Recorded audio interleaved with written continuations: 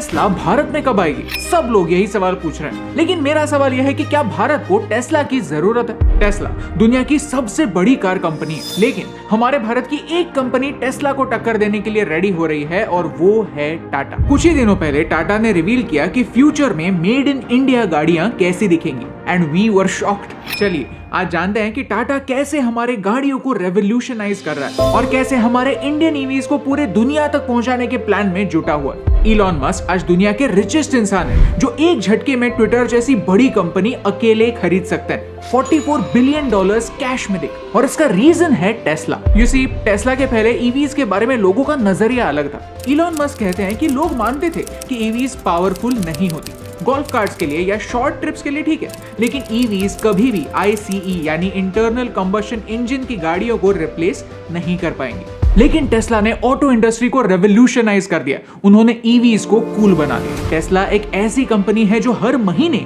Sales के नए records बना रही है। टेस्ला गाड़ी की वेट लिस्ट दिन ब दिन बढ़ती चली जा रही है। डिमांड ही इतनी ज्यादा है कि कंपनी टाइम पर ऑर्डर्स फुलफिल नहीं कर पाती, क्योंकि टेस्ला पावर के साथ कॉम्प्रोमाइज नहीं करती। साथ ही साथ कई फ्यूचरिस्टिक फीचर्स आपको ऑफर करती है, जैसे कि ऑटो पायलट, जिससे आपकी गाड़ी ऑटोमेटिकली आपकी लेन और आपका स्पीड मेंटेन करती है। टेस्ला की रेवोल्यूशनरी सक्सेस की वजह से फोर्ड, GM, टोयोटा जैसी ट्रेडिशनल कार कंपनीज भी अपनी गाड़ियों को इलेक्ट्रिक बना रही हैं। 2040 तक यानी 20 साल के बाद पूरे वर्ल्ड में पेट्रोल डीजल कार से इलेक्ट्रिक व्हीकल ज्यादा हो जाएंगी। The future is electric. लेकिन ये भारत के लिए एक बहुत बड़ा चैलेंज प्रेजेंट करता है, क्योंकि टेस्ला भारत में कभी चलेगी ही नहीं। टेस्ला जैसी गाड़ी अगर भारत में आती भी है तो उसकी कीमत 60 लाख से कम नहीं होगी। क्यों? इसके बारे में हमने एक पूरा वीडियो बनाया है जो आप यहाँ पर देख सकते हैं। प्लस भारत में टेस्ला का चार्जिंग इंफ्रास्ट्रक्चर नहीं है और भारत के रोड्स पर, जो दुनिया के सबसे डेंजरस रोड्स माने जाते हैं, वहाँ टेस्ला के कई फीचर्स काम ही नहीं करेंगे। गजब बेइज्जती है। टेस्ला की मैन्युफैक्चरिंग चाइना में होती है और चाइना के साथ इंडिया के रिलेशंस कैसे हैं, ये तो हम सबको पता है। क्या भारत इस इलेक्ट्रिक रेवोल्यूशन में पीछे छूट जाएगा?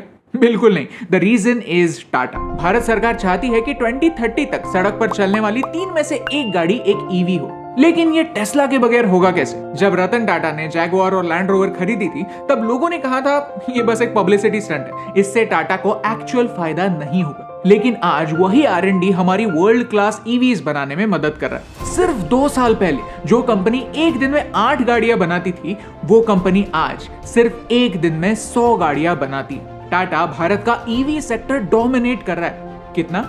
ये चार्ट देखिए। फरवरी 22 में भारत में जितनी ईवीज बिकी उनमें से 96% टाटा की गाड़ियां थी। इसका रीजन सिर्फ ये नहीं कि टाटा की ईवी सबसे सस्ती है, लेकिन रीजन ये है कि टाटा का चार्जिंग इंफ्रास्ट्रक्चर भारत में सबसे बढ़िया है। ईवी पेट्रोल का खर्चा बचाती है, पॉल्यूशन कम करती है, दिखने में फ्यूचरिस्टिक होती है और सरकार ईवी खरीदने पर सब्सिडी भी देती है। लेकिन फिर भी भारत में लोग ईवी लेते क्यों नहीं? The reason is range anxiety. Best से बेस्ट ईवी 300 किलोमीटर की रेंज प्रॉमिस करती है, लेकिन ऑन रोड अराउंड 200-220 किलोमीटर की रेंज सिंगल चार्ज पर देती है। हमें हर 10-10 मिनट पर पेट्रोल पंप दिखता है तो हम बिगड़ चुके हैं। लगता है कि ईवी का चार्ज अगर बीच रास्ते खत्म हो गया तो? भाई सवाल तो सही है और टाटा इसे सॉल्व करने की कोशिश कर रहा है। ये है टाटा का ईवी चार्जिंग नेटवर्क। अगर एक इंडियन कंपनी सिर्फ 2 सालों में ये नेटवर्क अचीव कर सकती है तो आने वाले 10 सालों में क्या क्या अचीव कर सकती है, आप ही सोचिए। और एक प्रॉब्लम है, सेमीकंडक्टर्स। ईवीज में चिप्स यूज होती है और पूरी दुनिया में सेमीकंडक्टर शॉर्टेज चल रहा है, तो टाटा सेमीकंडक्टर बिजनेस में भी अपना सिक्का जमा रहा है। टाटा सिर्फ एक कंपनी नहीं, एक ग्रुप ऑफ कंपनीज है, इसीलिए एक कंपनी की प्रोग्रेस दूसरी कंपनीज को भी हेल्प करती है। जहां दूसरी कार कंपनीज बहुत सारा काम आउटसोर्स कर देती है,